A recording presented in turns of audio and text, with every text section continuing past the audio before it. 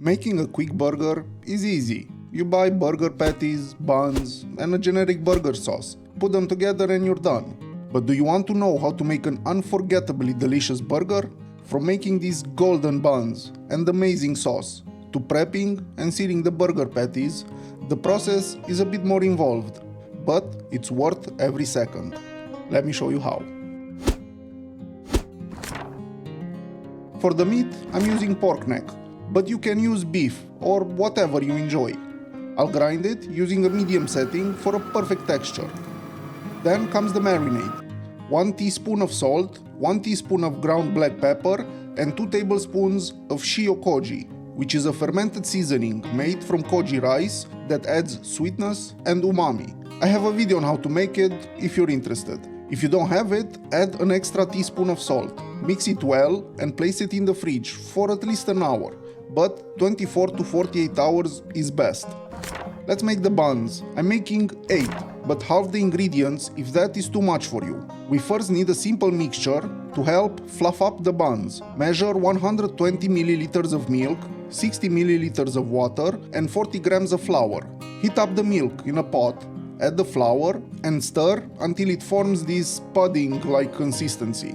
It should only take a few minutes. Now measure 650 grams of flour and sift it, preferably twice, to break up the clumps and fluff it up. We also need 2 yolks and 1 whole egg. 85 grams of softened butter, 240 milliliters of milk, 15 grams of salt, 70 grams of sugar.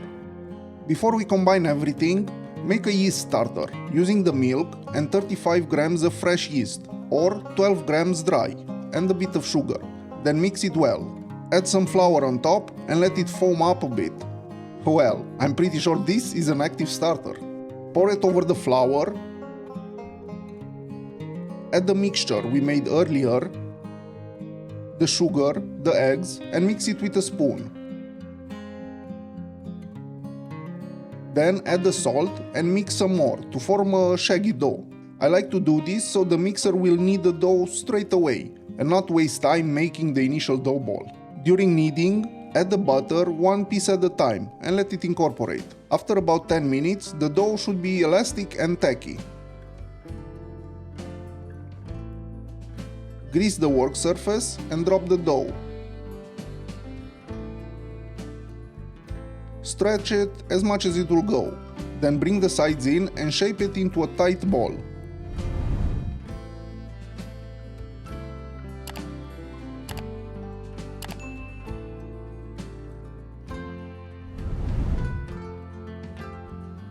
Place it into a greased bowl, cover it with a damp towel and let it proof until doubled in size.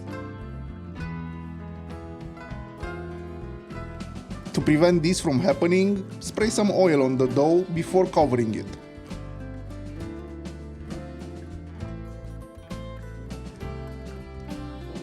Nothing a little scraping won't fix though. Grease the work surface once more. Drop the dough, stretch it, and shape it into a ball again, then let it rest for 10 minutes. All this is to strengthen the gluten, so the buns will hold their shape.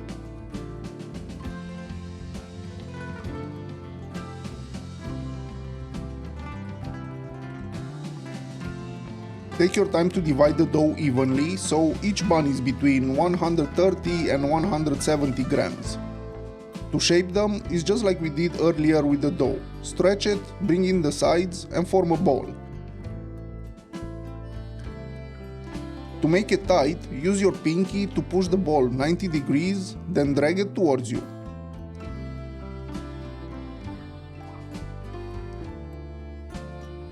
Make sure to seal the bottom as well. Then place it in an oven tray lined with parchment paper. Cover with plastic foil and let it proof once more until they double. Preheat the oven to 190 degrees Celsius with no ventilation. Whisk 1 yolk with a pinch of salt and a splash of milk for an egg wash and gently, and I mean gently, brush each bun. You don't want to deflate them now after all this work.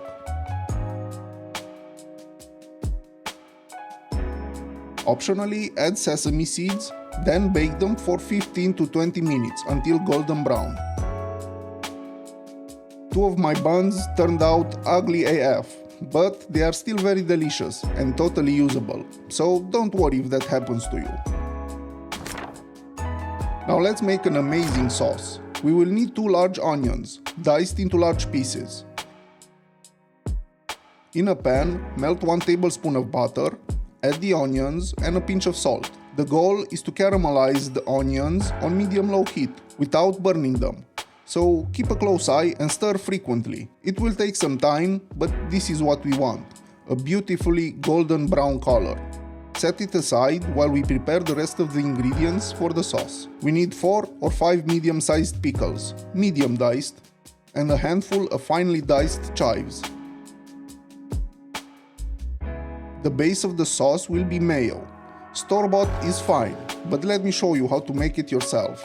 In a bowl, add 1 egg yolk, a small pinch of salt and 1 teaspoon of Dijon mustard. Drizzle in oil a little at a time and keep whisking until you have the desired quantity. About 4 or 5 tablespoons should do it. If it starts to split, add a few drops of water. Let's combine everything. Over the mayo, drop the caramelized onions, the pickles and the chives. Add 1 tablespoon of oyster or teriyaki sauce, half a tablespoon of rice vinegar, 1 garlic clove, crushed, half a tablespoon of smoked paprika powder and 2 tablespoons of ketchup. Mix everything until thoroughly combined and let it rest in the fridge for about an hour for the flavors to meld. Making the burger patties is straightforward. Portion each one at around 150 grams, roll it into a tight ball, then flatten it into a disc. Doesn't have to be perfect. Place it on a parchment paper and press a small dimple in the center so it won't puff up too much as it cooks. I also have this burger press that I like to use. It gives me a more evenly shaped patty, but it's not necessary.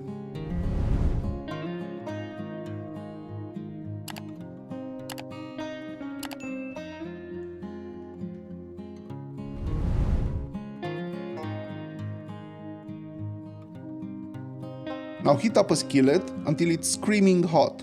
Add some oil and sear the meat. You'll know it's ready to flip when it releases easily.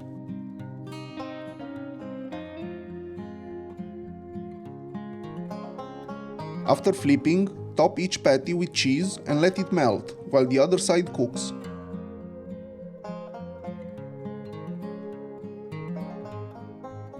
The burgers will be even more flavorful if you cook them on a charcoal grill. The added smoky flavor is simply amazing.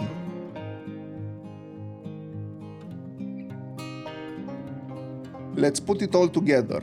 Slice the bun in half and make sure to toast both sides. Add a generous layer of sauce, a bit of lettuce, the patty with the melted cheese on top, a thick slice of tomato with a mandatory pinch of salt, and finally the top of the bun that is also generously layered with sauce.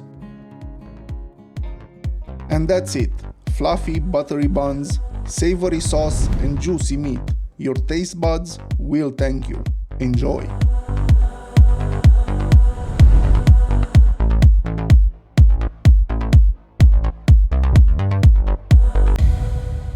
Thank you for watching. I hope this video helped you learn something new or inspired you to give this recipe a try. And if you do, leave a like, subscribe, and let me know how yours turns out. Want more? Check out another recipe here. I think you'll like it. If you have any questions or ideas, let me know in the comments. I'd love to hear from you. Until next time, bye.